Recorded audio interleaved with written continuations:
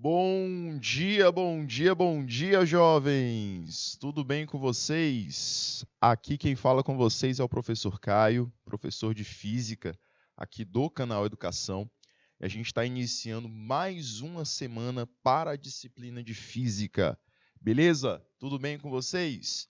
Galerinha, a gente está iniciando aqui o nosso segundo horário, que é horário de Física, né? E hoje a gente vai dar continuidade ao tema de luz, radiação eletromagnética e o espectro eletromagnético. Beleza? Hoje, nessa aula do dia 11/10, a gente vai ter apenas um horário, né? Por conta do segundo ser horário do estudar pode ser leve.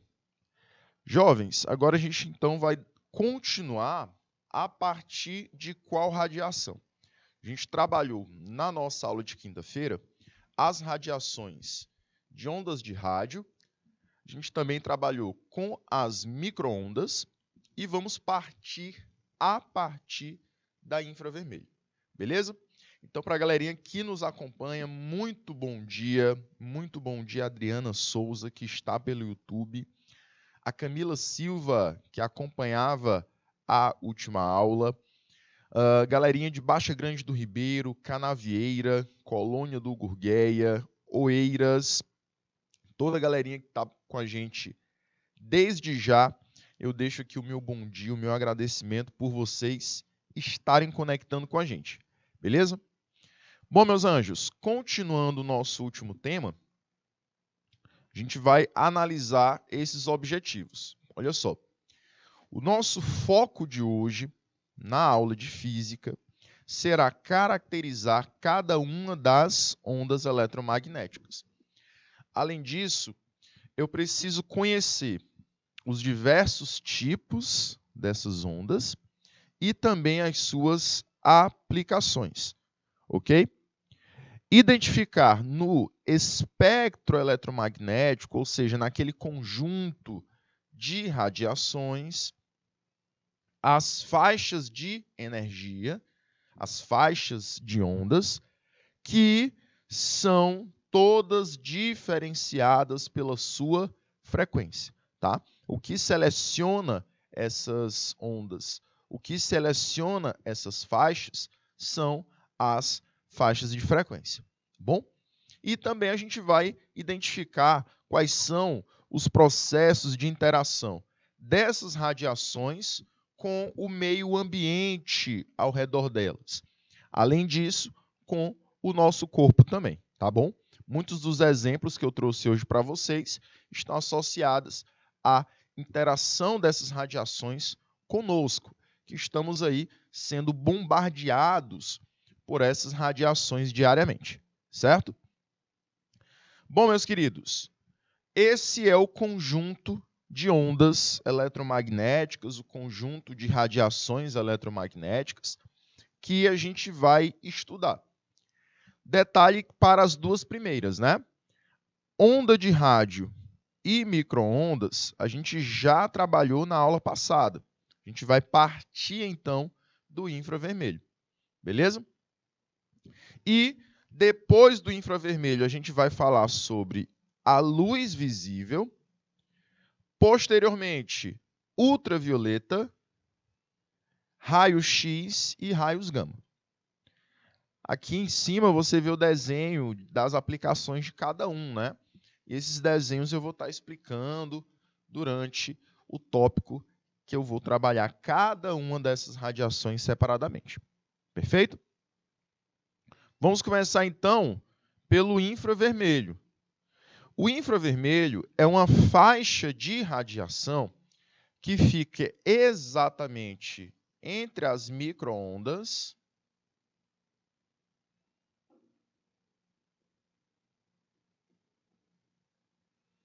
e a luz visível.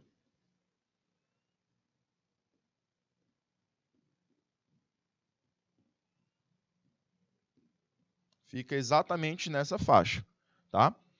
Essa radiação, ela tem uma produção a partir da agitação térmica das partículas, tá? Então, quando as partículas elas vão ganhando energia térmica, elas vão adquirindo energia térmica, elas vão também acabando gerando uma agitação maior do que elas já possuem. Todos os corpos, eles possuem essas agitações. Todas as moléculas possuem essas agitações. Porém, essa agitação, ela se torna mais presente quando eu tenho mais energia térmica. Eu consigo visualizar melhor essa agitação. Um exemplo disso é a água no fogo, né? A água no fogão esquentando para você fazer um café. Aquela água, ela já tem agitação molecular das suas partículas.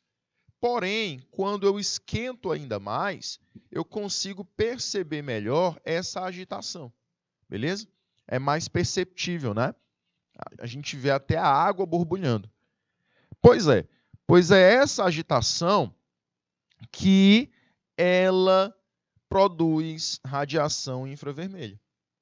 Se eu conseguisse uma câmera, se eu tivesse uma câmera de infravermelho, um binóculo infravermelho, eu iria observar que aquela água que está no fogão, ela está emitindo muito infravermelho.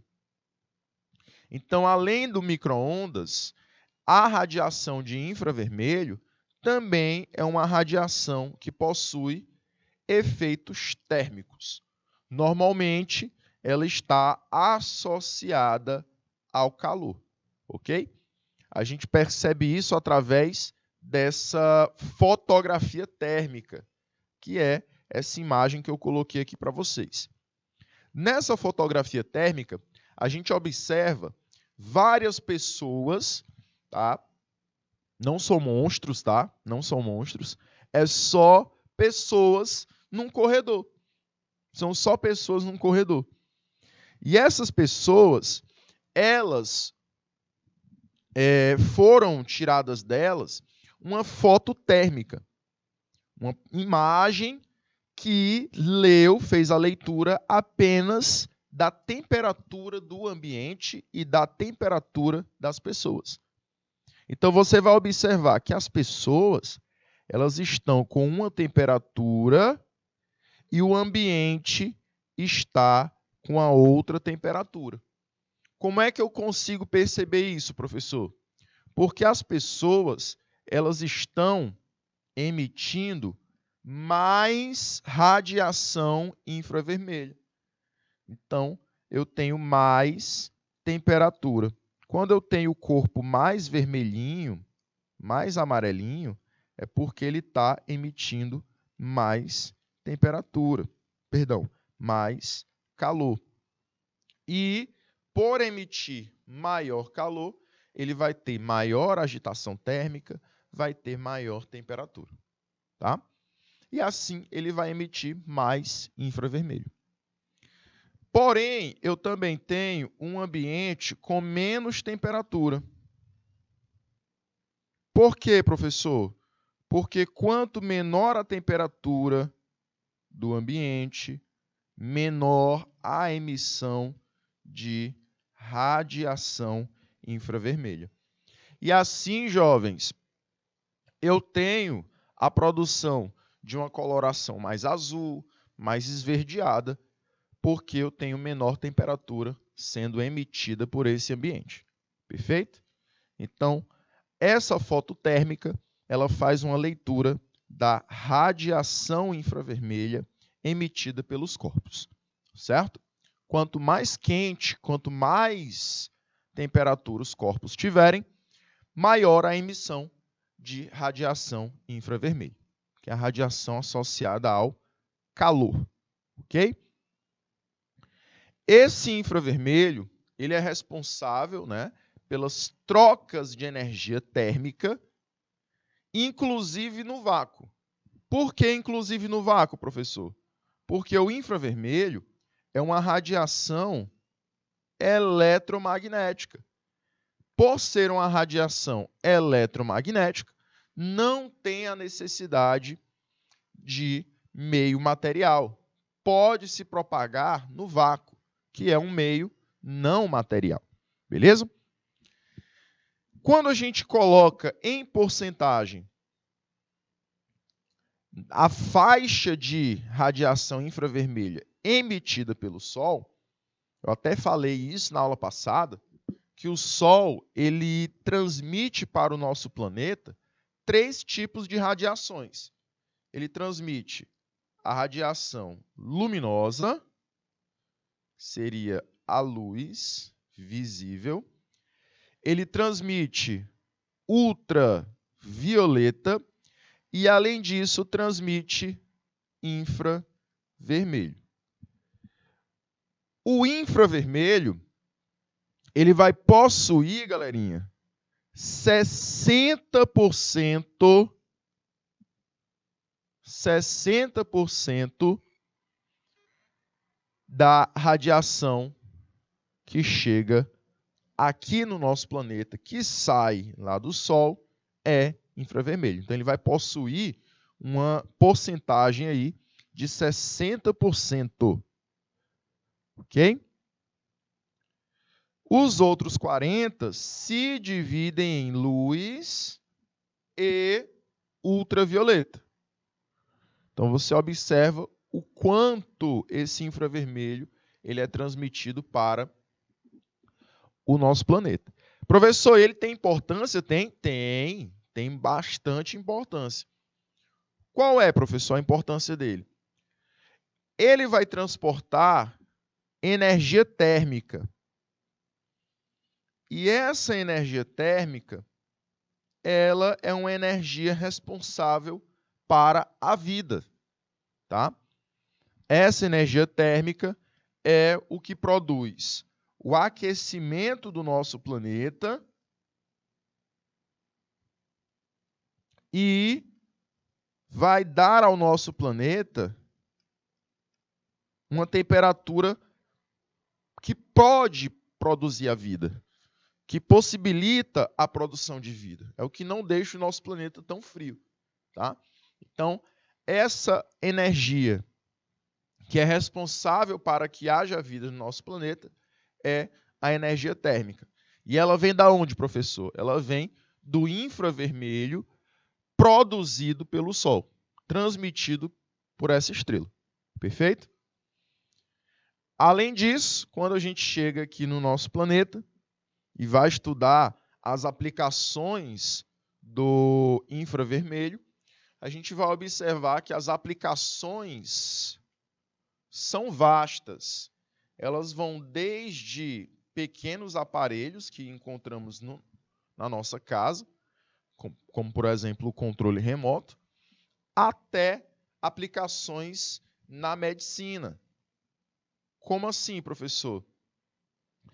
Lembra daquela... Você já viu ou já fez esse tratamento fisioterápico em que a pessoa vai lá, o fisioterapeuta vai lá, coloca numa perna, no seu braço, uma lâmpada vermelha? Pois é, esse tratamento, ele é um tratamento que envolve radiação infravermelha. Você está sendo exposto ali a uma lâmpada que emite luz vermelha, por isso que você vê ela avermelhada, e também ela vai emitir infravermelho.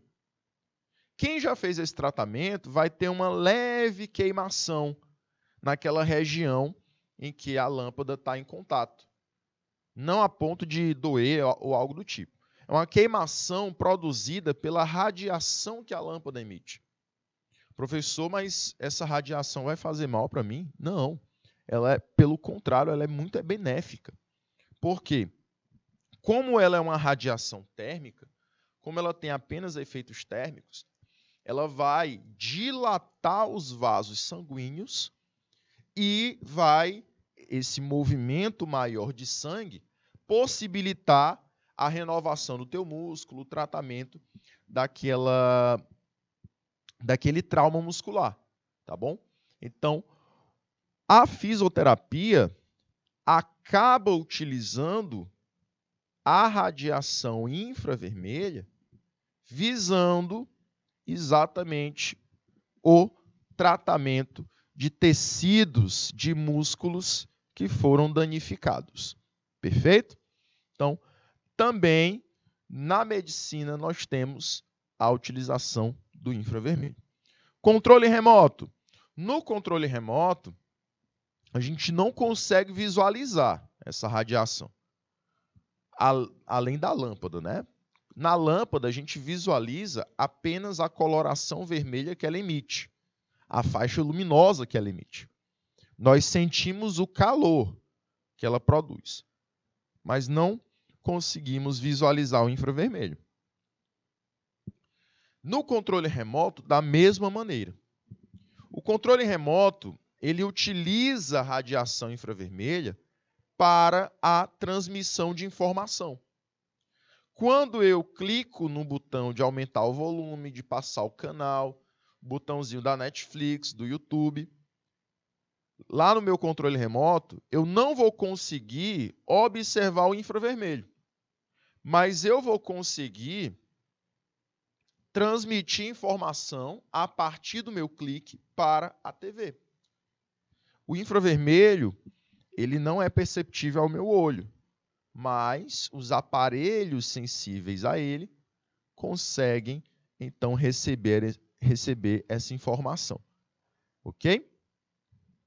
Então, o controle remoto também utiliza infravermelho para transmissão de informações que vão ser usadas para ligar o aparelho de TV, aumentar o volume, diminuir o volume, passar canal, né? Mudar o canal. Ok? Então, você tem aí também várias utilidades do infravermelho no nosso cotidiano.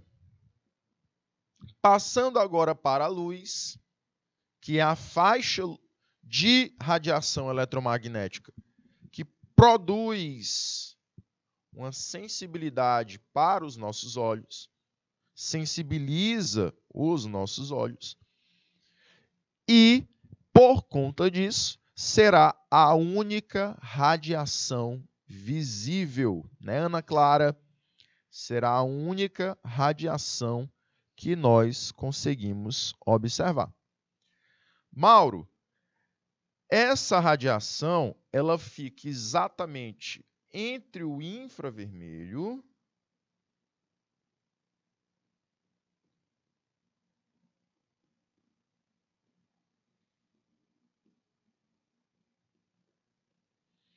e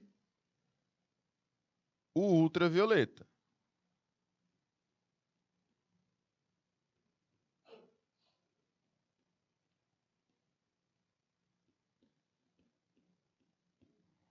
Beleza? Então, você vai ter essa radiação exatamente nessa faixa. Essas duas faixas são faixas que eu não consigo perceber a olho nu, tá? Por exemplo, o infravermelho é uma faixa menor. Infra, eu quero que você lembre de menor. Então, o infravermelho é uma faixa menor do que eu consigo visualizar. E ultravioleta, eu quero que você lembre de algo maior. Então, ultra é uma faixa maior do que eu consigo perceber. Maior do que a sensação de visão. Beleza?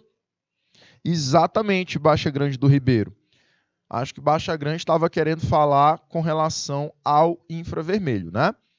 Outra aplicação do infravermelho é exatamente a visão noturna, né? Os aparelhos de visão noturna, binóculos, óculos de visão noturna, muito utilizado pelas Forças Armadas, né?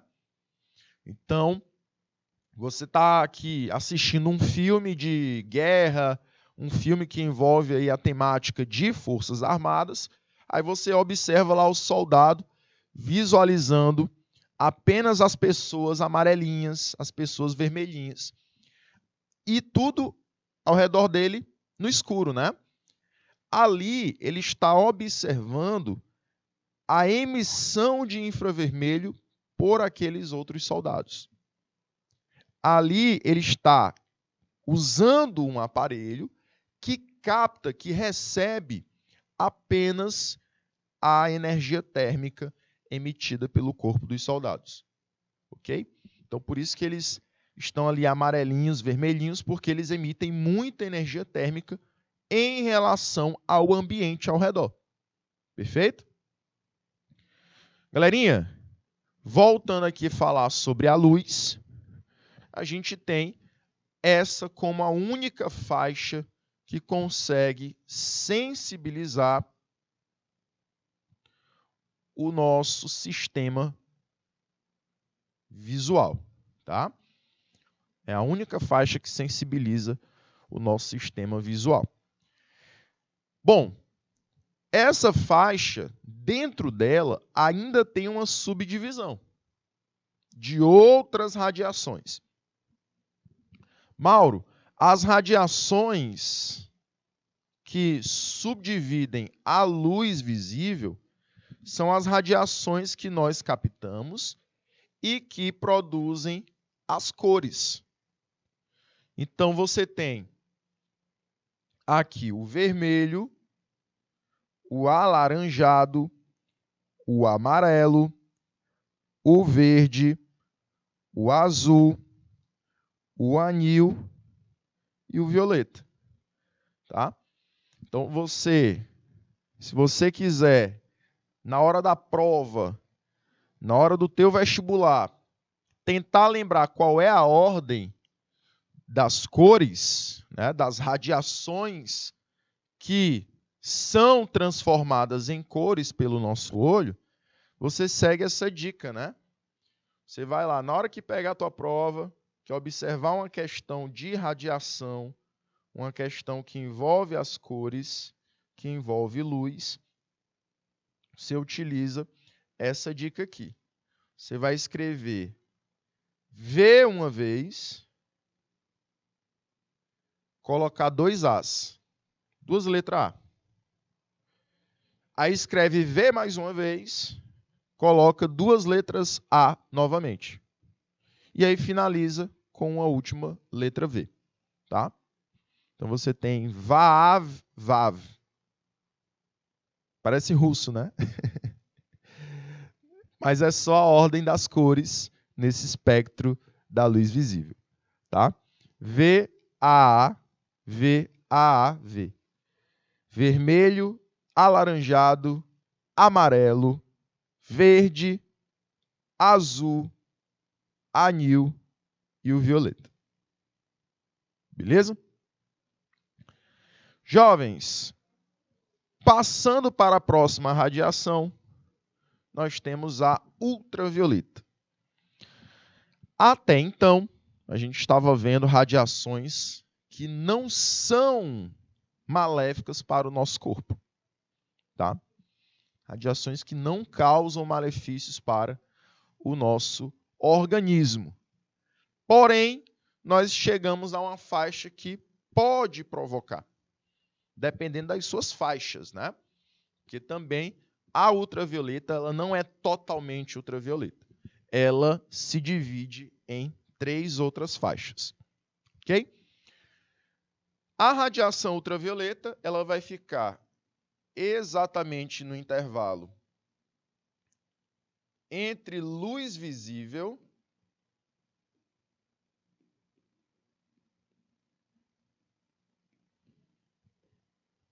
e raio-x.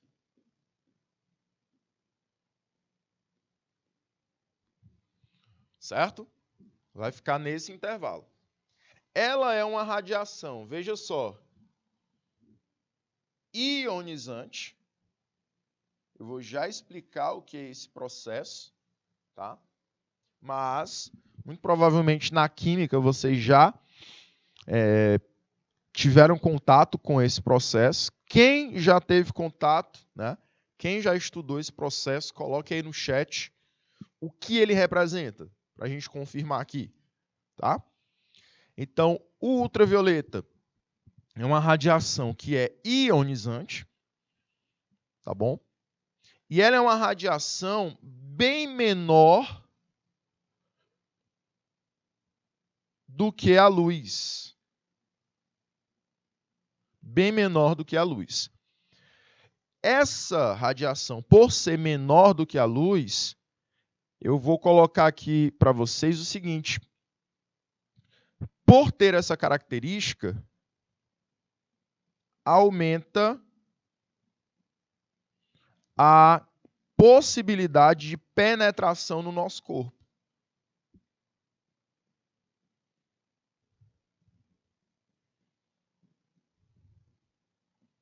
Como assim, professor? Por ela ser uma radiação bem pequena, a possibilidade dela atingir o nosso corpo e entrar no nosso corpo aumenta. Diferentemente da luz, diferentemente do infravermelho, do micro-ondas, tá? Por isso que você não precisa ter medo, como eu falei na semana passada, de utilizar o aparelho de micro-ondas. Professor, mas ele emite radiação. Mas é uma radiação grande, o que diminui o poder de penetração.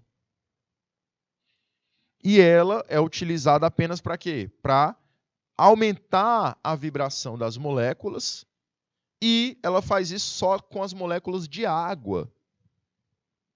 Ela não altera as outras moléculas que compõem o alimento. Já o ultravioleta, ele tem essa capacidade de quê? De aumentar a energia das moléculas, que possibilita que haja um processo de ionização. Ela vibra as moléculas, produzindo mais energia nelas. Ok? O que vai alterar essas moléculas. Não vai apenas aquecê-las, mas sim alterar a energia da sua composição. Ok? Vou já falar sobre isso quando a gente estiver falando lá de raios gama. Perfeito? Bom, o Sol é a maior fonte de ultravioleta que nós temos no nosso dia a dia. Algumas lâmpadas, por exemplo, lâmpadas fluorescentes, elas também emitem ultravioleta, mas é uma pequena faixa, uma pequena parcela. Você tem também as lâmpadas de bronzeamento artificial, que também emitem ultravioleta, mas também é uma faixa que não é perigosa. Porém, o Sol ele emite uma grande quantidade de ultravioleta. Porém, o bom da nossa atmosfera é que ela consegue bloquear uma parcela muito perigosa dessa radiação. Tá? Por quê? Porque o Sol, professor, ele emite 3 radiações ultravioletas, né? Exatamente. O Sol, galerinha, ele vai emitir ultravioleta A, ultravioleta B e o C. Porém, o que acontece? Vai acontecer na nossa atmosfera um bloqueio dessa última radiação aqui. E ainda bem, né, professor? Exatamente. Por quê? Porque ela é a mais energética. Ah, professor, massa. Então, a mais energética, ou seja, a que mais tem poder de penetração no nosso corpo, ela é totalmente bloqueada pela atmosfera terrestre. Já as duas outras, que sobram, né, que restam, o VA e o VB, elas acabam sendo transmitidas. Porém, a gente tem que ter cuidado com essa UVA, tá? A UVA ela acaba tendo um grande poder de penetração também, diferentemente da UVB. Eu vou já falar sobre isso. E aí eu vou dizer o porquê que a gente tem que ter cuidado. Ok? Então, lembre-se que UVC é totalmente bloqueada pela nossa atmosfera, possibilitando apenas a entrada da UVA e da UVB. E aqui está o cuidado que a gente deve possuir com a recepção dessas radiações. Tá bom? Como eu falei para vocês, o Sol, na verdade, ele emite 3 radiações ultravioletas, porém, a atmosfera, ela bloqueia a terceira, que é a UVC. Tá bom? E aí, jovens, nós temos 2 outras radiações restantes entrando aí na nossa atmosfera. UVA e UVB. Cada uma com o seu poder de penetração, cada uma com a sua característica. Jovens, você tem UVA com uma grande capacidade de penetração na pele, e os efeitos do contato com essa radiação são o fotoenvelhecimento, as manchas na pele e também o câncer de pele. Então, por isso, o cuidado com essa radiação UVA, certo? Então, atenção quando a gente fala dessa radiação aqui. UVB, ela já vai ter uma menor penetração, tá? Uma menor capacidade de penetração. E os seus efeitos são as queimaduras, a ardência e a vermelhidão. E isso, claro, que são efeitos quando eu tenho um contato muito grande, né? O UVB, por exemplo, ela acaba produzindo também o bronzeamento. Mas quando a pessoa exagera nesse bronzeamento, eu vou produzir queimaduras, ardências e vermelhidão. A pessoa chega na praia às 7 horas da manhã, fica no sol até 5 horas da tarde, muito provavelmente vai ficar toda vermelha, né? Com queimaduras, com ardência na pele. Isso porque o UVB, observe aí na imagem, ele chega na faixa da nossa pele que apresenta o nome de derme. Essa faixa, galerinha, ela é uma faixa que apresenta o início aí dos vasos sanguíneos do nosso tecido, tá? E esses vasos sanguíneos, assim como o lado infravermelho do tratamento fisioterápico, você tem a dilatação deles. E por isso que você acaba produzindo a vermelhidão na pele. Porque você tem a dilatação dos vasos sanguíneos e assim você tem a questão da vermelhidão do sangue, né? Aí gera a vermelhidão na nossa pele. O UVA já tem uma penetração um pouco maior, chegando até a parte subcutânea do nosso tecido. Então, por isso que a gente deve ter maior atenção com essa radiação. Beleza? Sim, está relacionado com essas queimaduras de primeiro, segundo e terceiro grau. Mas aqui já seria na UVB, tá? A UVA, ela já tem uma, como é que eu posso dizer, uma ação mais prolongada, tá? O contato com essa radiação já vai ser um efeito mais prolongado. Olha só, o fotoenvelhecimento, né, que é o envelhecimento da nossa pele por conta do contato com a luz solar, as manchas na pele, a pessoa ficar com algumas manchinhas em decorrência do contato com o sol, e também o câncer de pele, por isso que é um contato prolongado, tá?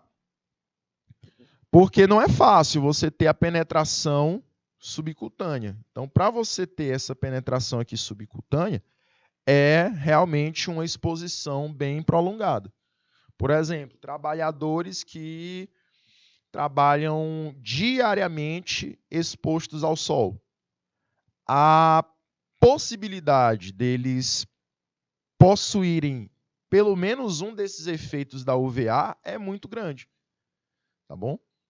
Já você que sai para caminhar durante a manhã cedo, ou você sai para jogar futebol ali 4, 5 horas da tarde, as chances de você ter esses efeitos da UVA é bem pequena, né?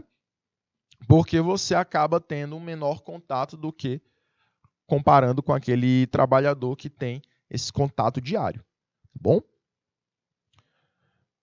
Falando agora da próxima radiação, que é a radiação X, você tem ela entre a radiação ultravioleta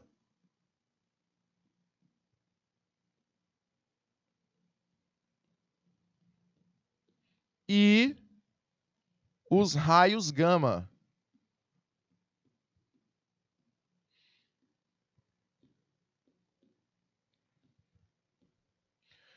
Jovens, o raio-x ele foi descoberto em 1895, tá? Ele foi descoberto pelo físico alemão Wilhelm Röntgen no século XIX, né? E de forma bem cômica, né? Cômica, assim, a gente ri hoje, mas antes não era algo engraçado. Você tinha a utilidade inicial do raio-x em lojas de calçados. Como assim, professor? Lojas de calçados? Sim. Antes, quando você ia comprar um sapato, alguma coisa assim, e você não sabia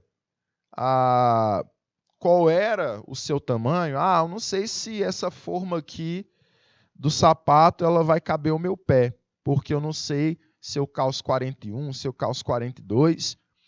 Então, para tirar essa dúvida, você fazia um raio-x. Olha que legal. Então, você fazia um exame de raio-x, entre aspas, né? Um exame, entre aspas, porque não era um exame, era algo popular. Então, você fazia um raio-x para você ver o tamanho do seu pé.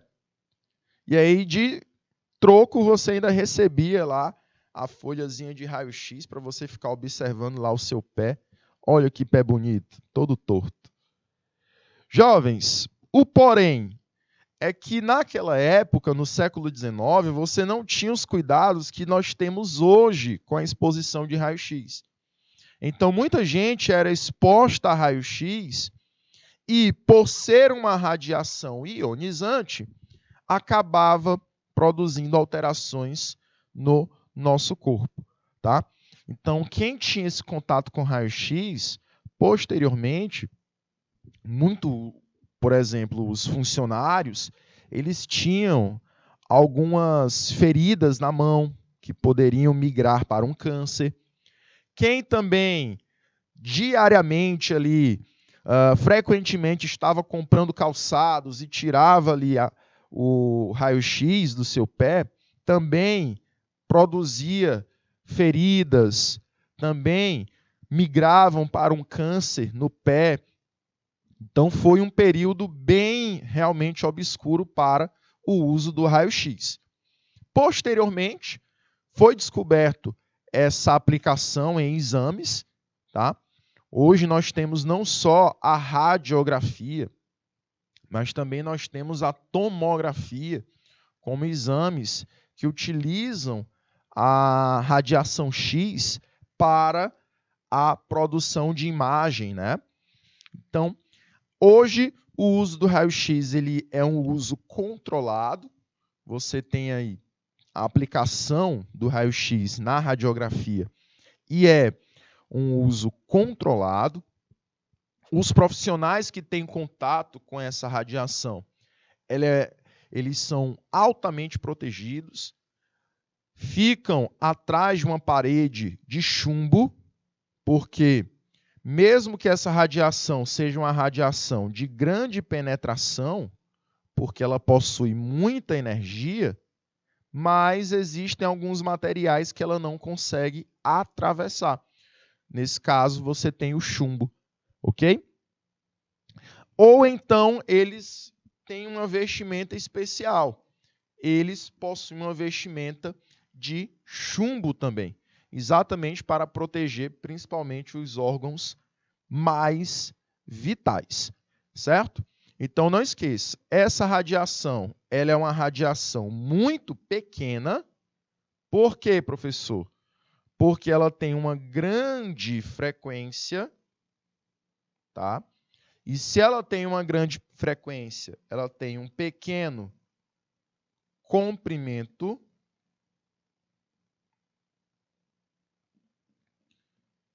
E por ter um pequeno comprimento, já de um tamanho atômico, de uma medida atômica, ela vai ter um grande poder de penetração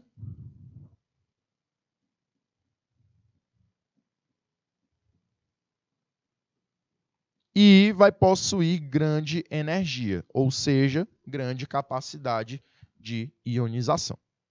Beleza?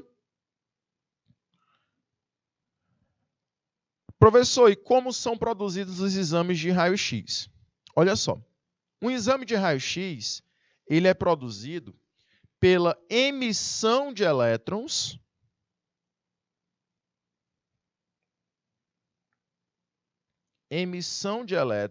em um movimento muito rápido, que vai passar pelo seu corpo e atingir uma placa metálica. Os elétrons que passaram pelo seu corpo e atingiram essa placa metálica, normalmente eles emitem uma luz por conta desse contato com o seu corpo e, posteriormente, com a placa metálica. E é lá nessa placa metálica, nesse alvo metálico, que eu tenho a produção da imagenzinha do meu corpo. Tá bom? Então, basicamente, ali naquela placa metálica, que você fica em contato, né, uma cama, aí o médico ele coloca uma placazinha aqui embaixo da cama, né? Ou você fica em pé, aí ele coloca uma placazinha também num aparelho que você fica perto. Aquela placa que ele está em contato é uma placa de raio-x. Ela será o alvo que os elétrons irão colidir. E dentro daquela plaquinha tem um papel fotográfico, que nesse papel fotográfico vai gerar aí uma foto dos seus ossos, né? Uma foto do seu corpo. Só que essa foto ela é produzida novamente por esse feixe de elétrons, né? Esse feixe de elétrons que entra em contato com essa placa produz nesse papel fotográfico a imagenzinha do seu corpo. Beleza? Jovens, aqui está explicando como você tem a produção dessa imagem. Você tem vários elétrons acumulados num tubo de raio-x.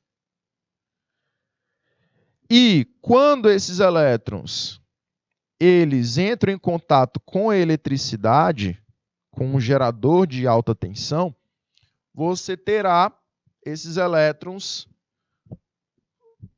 fazendo papel, por exemplo, de uma bala, né? Esses elétrons são lançados em direção ao seu corpo.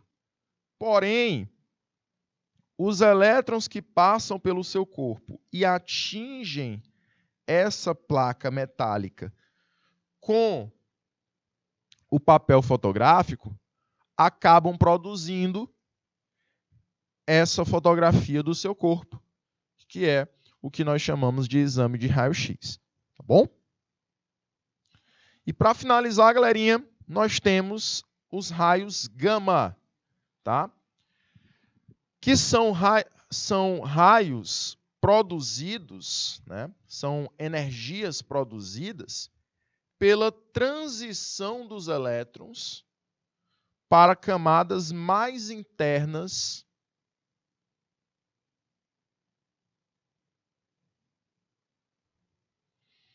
dos átomos. Então, aqui está a explicação desse processo de ionização.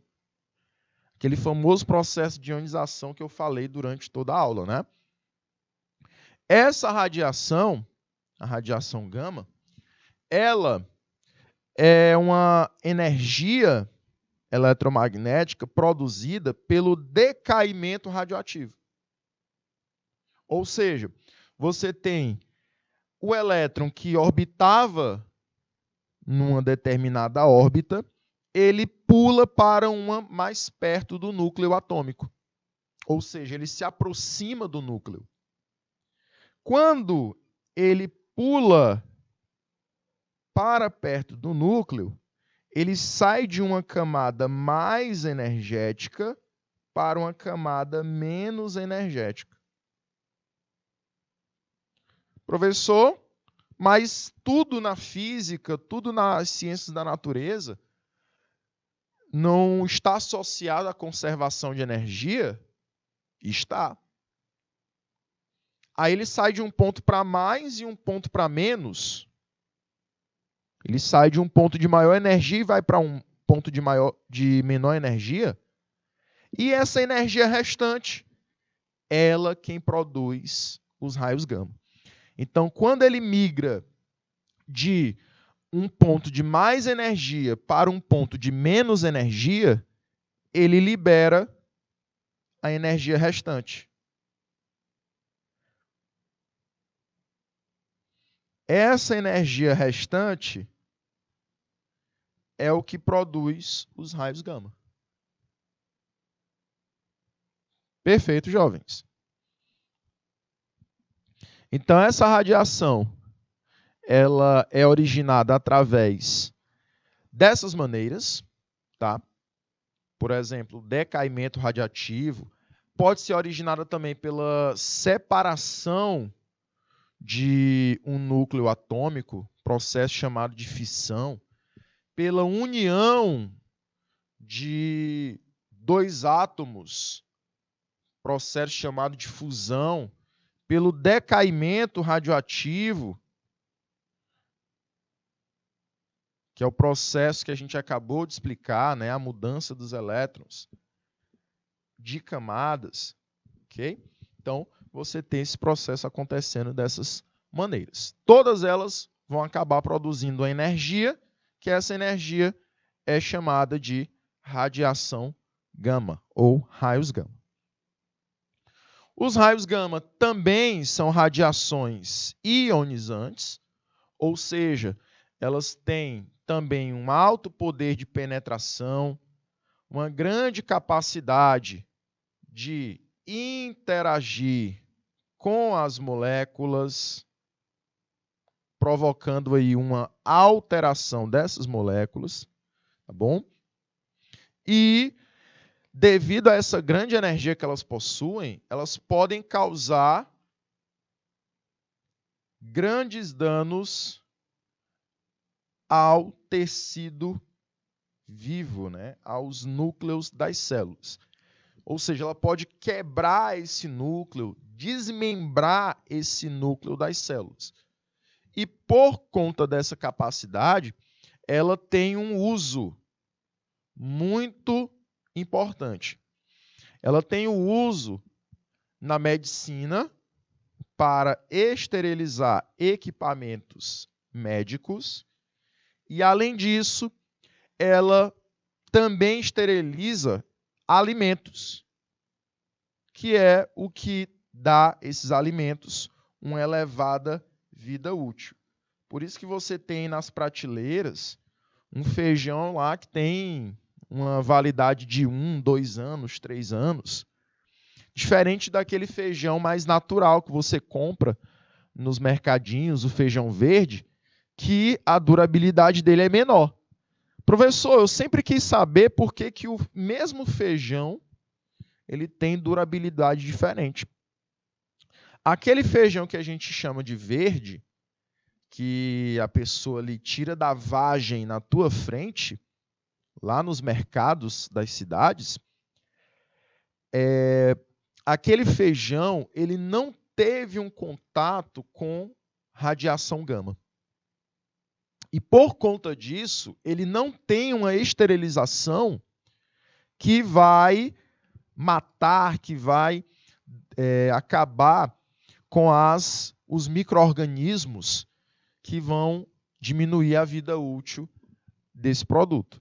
Já aquele feijão que vem no pacote, todo lacradinho, com o selo o selo do Ministério da Saúde, Ministério da Agricultura, todo bonitinho lá com a marca, com a validade, aqueles produtos que vêm todo bonitinho no supermercado, eles já vão vir com uma esterilização de radiação gama. Esses produtos, eles vão ter uma vida útil maior. Por quê, professor? Porque o raio gama conseguiu matar, conseguiu tirar todos esses micro-organismos que acabavam apodrecendo o alimento e diminuindo a sua vida útil, certo? Então, a diferença desses dois produtos vem em decorrência desse contato com os raios gama. Perfeito? Show de bola? E aqui, galerinha, a gente observa a comparação, por exemplo, do raio-x, principalmente, com raio gama. A questão do poder de penetração de cada um.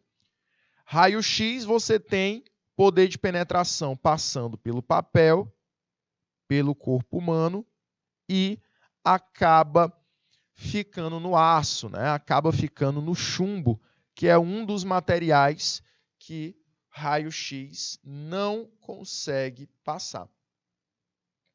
Raios gama, você já tem um alto poder de penetração. Consegue passar por papel, consegue passar pelo corpo humano, por aço, por concreto, ok?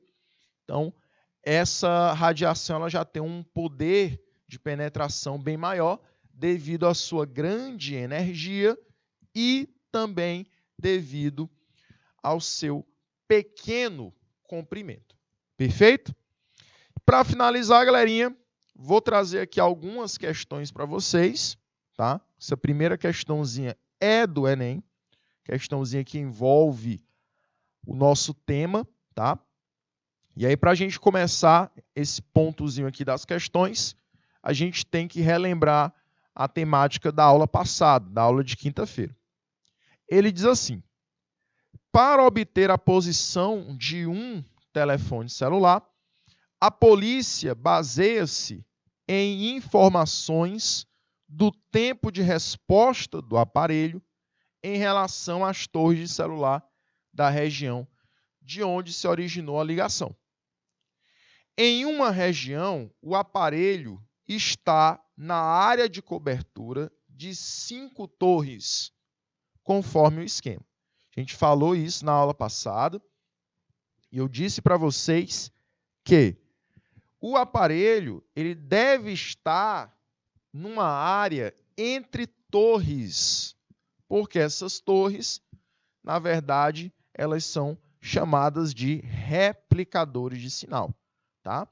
Porque elas vão acabar passando, transmitindo esse sinal de uma para outra. E elas, em conjunto, vão produzir uma área. Essa área é a área de cobertura que nós chamamos, tá? Então, ele vai falar exatamente desse conceito de área de cobertura nessa questão. Continuando, ele vai fazer a seguinte pergunta: Considerando que as torres e o celular são pontiformes e que estão sobre um mesmo plano, qual o número mínimo de torres necessárias para se localizar o telefone celular que originou a ligação? Então, eu quero saber qual é o número mínimo de torres para que eu tenha sinal de celular e eu consiga identificar a localização desse celular. E aí, jovens, o que vocês acham? A gente falou sobre esse tópico na semana passada, né? Na quinta-feira, quando a gente deu início ao tema de radiações eletromagnéticas. E aí eu falei que para você produzir uma área, você tem que ter no mínimo 3 pontos, 3 vértices. E cada vértice faz o papel de uma torre. Então, eu preciso ter, no mínimo, 3 torres para produzir sinal de celular. Ok? Galerinha, a gente vai então ficando por aqui, certo? Muito obrigado pela oportunidade. Agradeço demais a participação da galerinha que esteve pelo YouTube. Agradeço a participação principalmente de Colônia do Gurgueia, de Baixa Grande do Ribeiro, que estavam presentes, participaram no chat, e a gente vai ficando por aqui, tá bom? Agradeço demais a presença de todos, tenham todos um bom dia e até o próximo encontro, galerinha. Tchau, tchau!